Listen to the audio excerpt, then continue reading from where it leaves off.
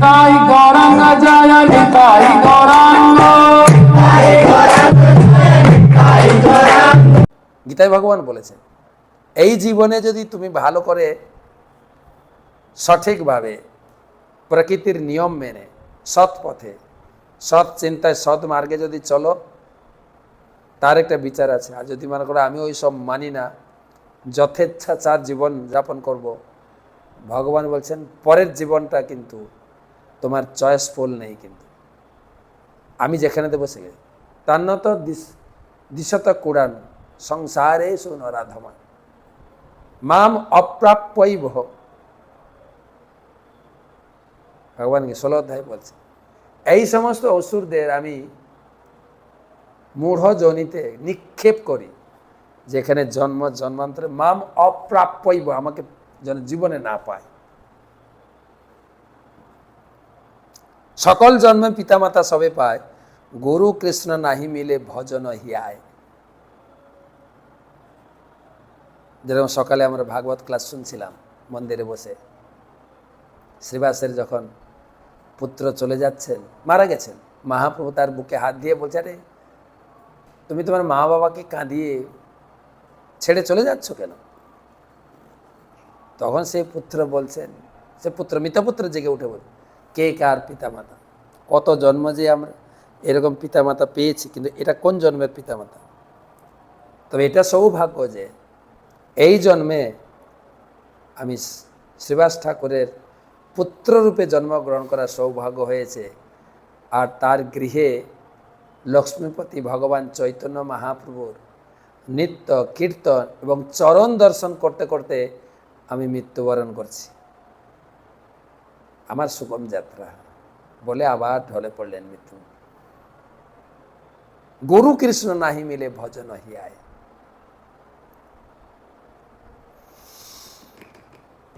পিতামাতা পাবে। আরেকটা শ্লোকে বলছে ব্রহ্মাণ্ড ভূমিতে কোন ভাগ্যবান জীব, গুরু কৃষ্ণ প্রসাদে পায় ভক্তি লতা বীজ। গুরুদেবের কৃপায় যখন হৃদয়ে ভক্তির বীজ গুরুদেব অর্পণ করেন, তখন থেকে জীবন ধীরে ধীরে সহজ পথে বা জন্ম মৃত্যুর চক্র থেকে রোধ করে ভগবানের চরণে পৌঁছে দিতে পারি। নিত্য স্বার্থস্য সম্বন্ধ হনিত্য দৃশ্যতে নিষু যাবৎ যস্যই সম্বন্ধ মমত্বম তাবদেব হি। নিত্য স্বার্থস্য সম্বন্ধ হানিত্য দৃশ্যতে নিষু যাবৎ যস্য হি সম্বন্ধ মমত্বম তাবদেব হি। সেই মৃত শিশুর আত্মা বলছে অল্প কিছু সংখ্যক জীব মনুষ্যজনিতে জন্মগ্রহণ করে, বহু সংখ্যক জীব জীব পশুজনিতে জন্মগ্রহণ করে। যদিও উভয়ই জীব, তবু তাদের সম্পর্ক অনিত্য। একটি পশু কিছুকালের জন্য কোনো মানুষের অধিকারে থাকতে পারে এবং তারপর সেই পশুটি অন্য কোনো মানুষের অধিকারে স্থানান্তরিত হতে পারে। যখন পশুটি চলে যায় তখন পূর্বের মালিকের উপর তার কোনো মমত্ব থাকে না। যতক্ষণ পর্যন্ত পশুটি তার অধিকারে থাকে ততক্ষণ পর্যন্ত তার প্রতি মমত্ব থাকে, কিন্তু পশুটি বিক্রি করে দেওয়ার পরে সেই মমত্ব শেষ হয়ে যায় উভয় পক্ষে। আমরা দেখতাম গাই বাছুর, গরু বা ছাগল যেই বাড়িতে থাকে সেই বাড়ির প্রতি তার একটা মমতা থাকে। আমরা সকালে ছেড়ে দিতাম আর গরু মাঠে চলে যেত, কখনো কখনো দুপুরে ফিরতো, কখনো কখনো সারা দিন ঘুরে টুরে ঠিক রাত্রে ঘুরে ঘুরে ঘরে পৌঁছে যায়। পশুও জানে সেই বাড়ির প্রতি আসক্ত, বাড়ির প্রতি মমত্ব। আর যখনই বাজারে বিক্রি হয়ে যায় আবার যে বাড়িতে যায় সে বাড়িতে এই বাড়ির প্রতি বিলকুল মমতা থাকে না উভয় পক্ষে। সে পশুরও মমতা থাকে না সেই পুরানো আগের বাড়ির প্রতি, আর আগের বাড়ির লোকেরও মমতা থাকে না বা অধিকার থাকে না।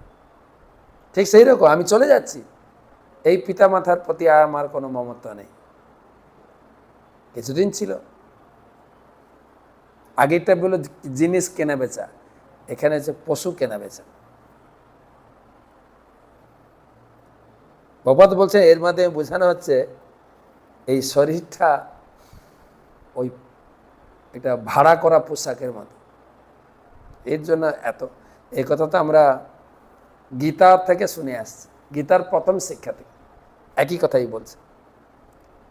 এবং জনি গতে জীব সনিত্য নিরহংকৃত যাবৎ যত্র পলভ্যেত তাবৎ সত্যম হি তৎসতৎ।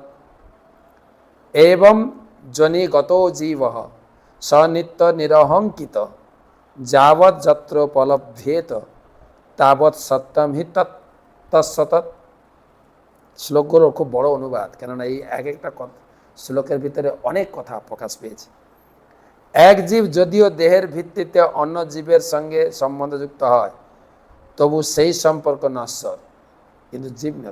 দেহের সম্পর্ক মানে এই আমার মা বাবা, এটা আমার ভাই, এটা আমার দিদি, এটা আমার বোন, যে দেহের সম্পর্ক। কেন একই দেহ থেকে আমরা ভাই বোন জন্মগ্রহণ করেছি, তাহলে আমাদের সবার মা বাবা, এবং মা বাবা জানে যে আমাদের থেকে জন্ম হয়েছে, এরা আমার ছেলে মেয়ে। এই যে দেহের সম্পর্কটা অনিত্য, আত্মা নিত্য, দেহের সম্পর্কটা অনিত্য। একে তো এক এক করে আমরা মৃত্যুবরণ করে চলে যাব, কিন্তু জাগতিক বিচারেও আপনারা দেখুন, এর আগে যেভাবে উদাহরণ দিয়েছিলাম, যখনই আলাদা সংসার হয়ে যায়, বাবা মার সঙ্গে যখন ডিপেন্ড, যখন বাবা মার উপরে থাকে, বিয়ে হয়নি, ছেলে হোক মেয়ে হোক, মেয়ে হলে তো শ্বশুর বাড়ি চলেই যায়, ছেলেও তাই, যখন বিয়ে করে আসে তার স্ত্রী কবজা করে নেয়। আজকে একটা ইউটিউব দেখলাম, স্ত্রী এসে বলছে, তুমি কি গো, জমিটা আমার নামে কেন করলে না, মার নামে কেন করলে? কেন করবো না, মার কাছে আমি এতদিন বড় হয়েছি, তার স্নেহ ভালোবাসায়, তাহলে তুমি আমাকে ছেড়ে দাও, আমি চলে যাই।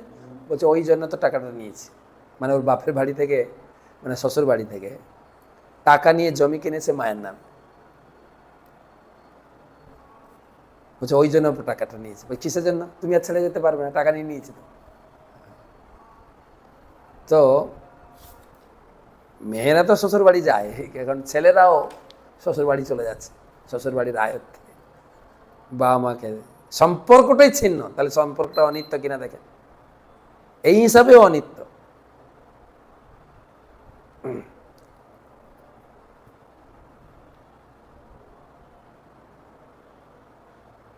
প্রকৃতপক্ষে দেহের জন্ম অথবা মৃত্যু হয়, জীবের কিন্তু জন্ম মৃত্যু হয় না। আমার গুরুদেব বলছিলেন, আমি যখন গ্রন্থ প্রচারে যেতাম, একজন ভদ্র মহিলা খুব কান্না করছে, যে কি হয়েছে? না আমার বাবা মারা গেছে। বলছে না না, আমার কাছে বই আছে, আমি দেখাবো যাতে আপনার বাবা মারা যান। বলছে তাই নাকি, দেখান। গীতা দেখিয়েছে, জীবের কখনো মৃত্যু হয় না, কেবল শরীরটা চেঞ্জ করে।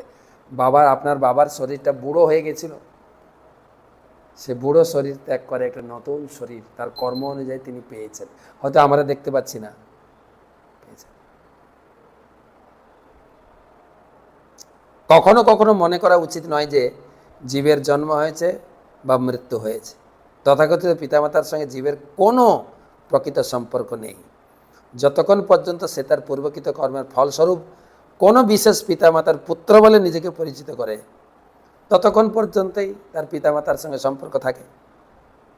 এইভাবে সে ভ্রান্তভাবে নিজেকে তাদের পুত্র বলে মনে করে, তাদের প্রতি স্নেহপূর্ণ আচরণ করে, কিন্তু তার মৃত্যুর পরে সব সম্পর্ক শেষ হয়ে যায়।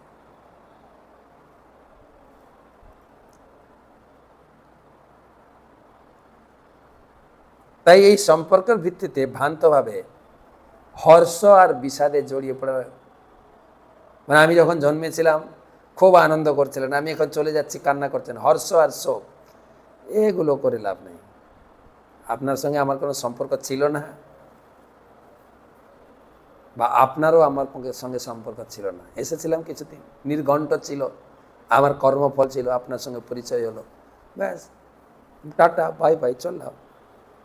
এস নিত্য অপ্যয়ম সূক্ষ্ম এস সর্বাশ্রয় সদৃক আত্মমায়া গুণই বিশ্বম আত্মানম সৃজতে প্রভু। এস নিত্য অব্যয় সূক্ষ্ম এস সর্বাশ্রয় সদৃক আত্মমায়া গুণৈ বিশ্বম আত্মানম সৃজতে প্রভু। অনুবাদ, জীব নিত্য অবিনশ্বর, কারণ তার আদি নেই, অন্ত নেই, তার কখনো জন্ম হয় না, মৃত্যু হয় না। সে সর্বপ্রকার দেহের মূল কারণ, তবু সে কোনো দেহের অন্তর্ভুক্ত নয়। জীব এতই মহিমান্বিত যে সে গুণগতভাবে ভগবানের সমান, কিন্তু যেহেতু সে অত্যন্ত ক্ষুদ্র, তাই সে ভগবানের বহিরঙ্গা মায়া শক্তির দ্বারা মোহিত হতে পারে এবং তার ফলে সে তার বাসনা অনুসারে নিজের অন্য প্রকার দেহ সৃষ্টি করতে পারে। যে ভগবানের মতই সমান বলছে, ভগবানের মতো গুণসম্পন্ন, ঠিক আছে? হ্যাঁ, একই কথা ঘুরিয়ে ফিরিয়ে বলা হচ্ছে না, কেননা আমাদের অনুভব হয় না, যে আমাদের অনুভব হয় না, এই জন্য বারে বারে বলা হচ্ছে। আর এটা আমি আপনাকে জ্ঞান দিচ্ছি না বা সেরকম কিছু আলোচনা, এই যার বাড়িতে ঘটনা ঘটেছে সেই বাড়িতে আলোচনা হচ্ছে। যে মারা গেছে সেই বলছেন, আর যার মারা গেছে তিনি শুনছেন। এরকম মনে করেন না যে হে মহারাজা বড় বড় জ্ঞান দিয়ে যাচ্ছে, না না, এখানে মহারাজার সঙ্গে আপনাদের সঙ্গেও কোনো পরিচয় ছিল না, ক্লাস সূত্রে পরিচয়, সেটাও মিলিয়ে যাবে। কিন্তু গীতাতে ভগবান সরাসরি জ্ঞান দিয়েছেন, আর ভাগবতমে একদম প্র্যাকটিক্যাল নিজের অনুভব ব্যক্ত করছেন। জীবাত্মা যে মারা গেছিল ফিরে এসে জ্ঞান শোনাচ্ছেন। না হাস্যান্তি প্রিয় কশ্চিন না প্রিয় স পরোপিবা এক সর্বধিয়াম দ্রষ্টা কর্তৃনাম গুণদোষয়।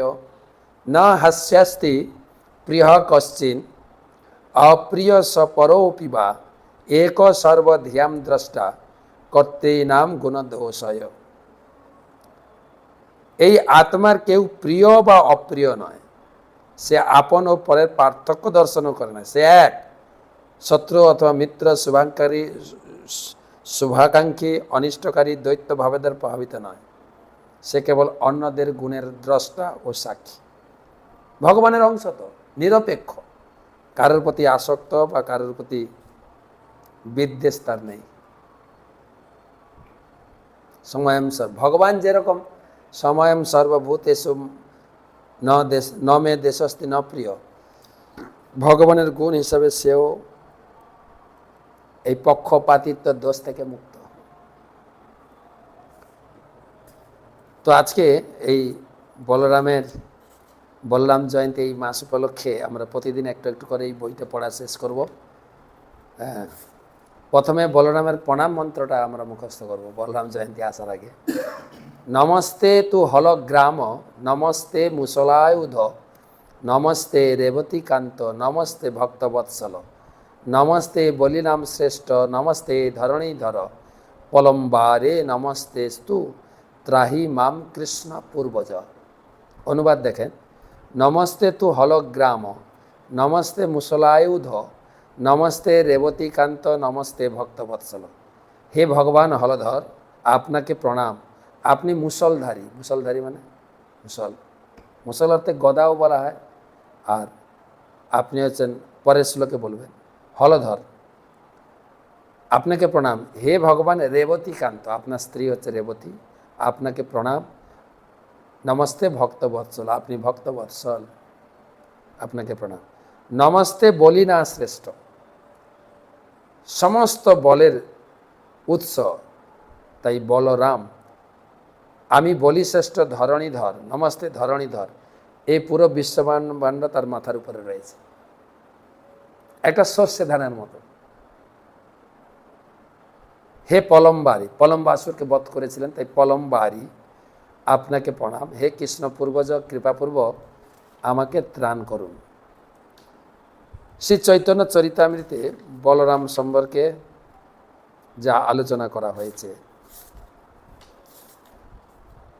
না চৈতন্য ভাগবতে,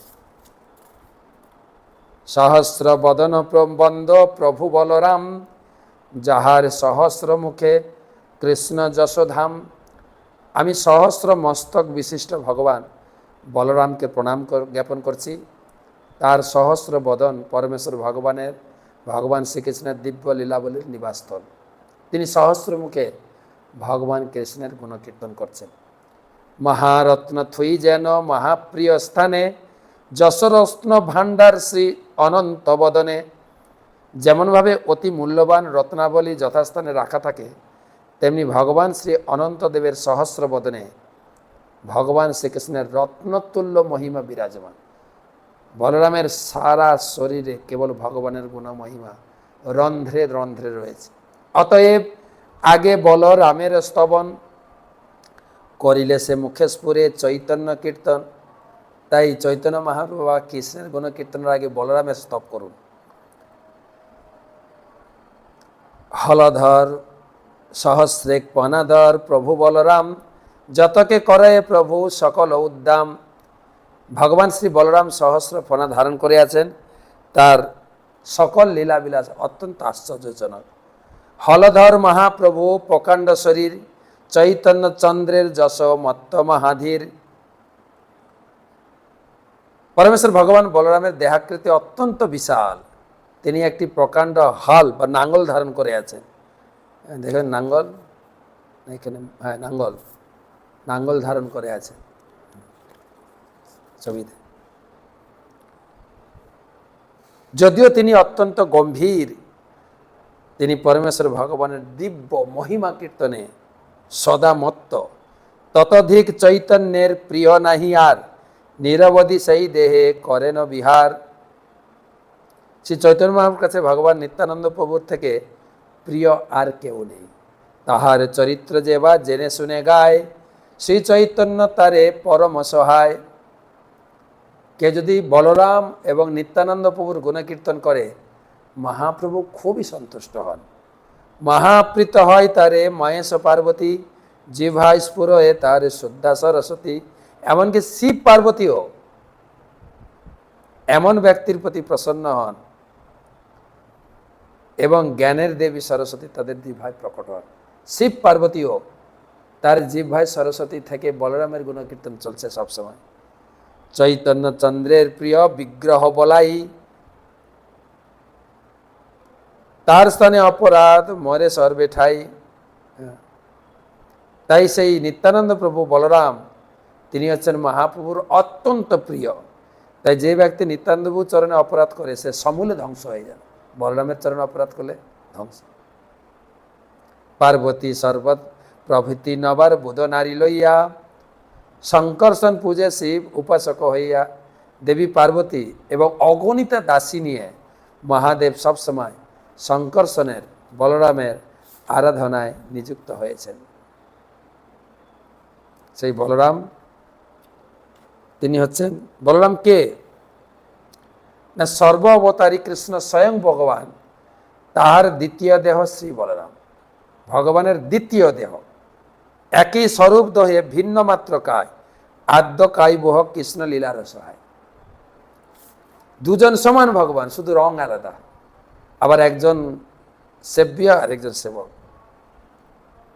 প্রভুপাদ বলছেন পরমেশ্বর ভগবান শ্রীকৃষ্ণ হলেন ভগবত তত্ত্বের আদি ও প্রকৃত স্বরূপ। তার প্রথম বিস্তার হলেন শ্রী বলরাম, ভগবানের প্রথম বিগ্রহ, প্রথম বিস্তার।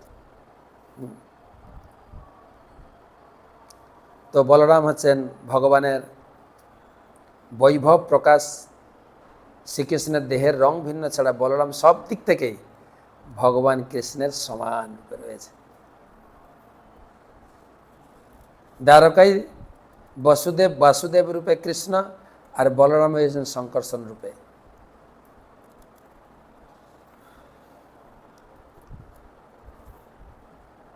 আজকে এই পর্যন্ত